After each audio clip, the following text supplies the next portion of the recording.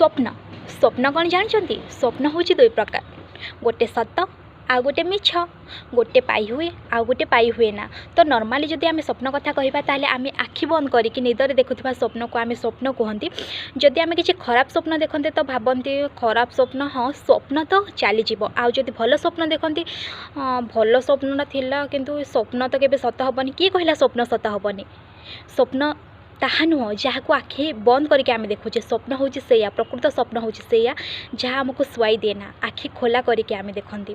तो आम देखुवा स्वप्न को सफल करने आम निज उपरे आत्मविश्वास रखा दरकार जो स्वप्न कि आम सत कर आखि बंद करके देखुवा स्वप्न को आम सत कर आखि खोला करके देखुवा स्वप्न को आम निश्चिंत भाव में सत कर जदि आम आम निज उपरे भरोसा रखा विश्वास रखा और आम आत्मचेष्टा रखा।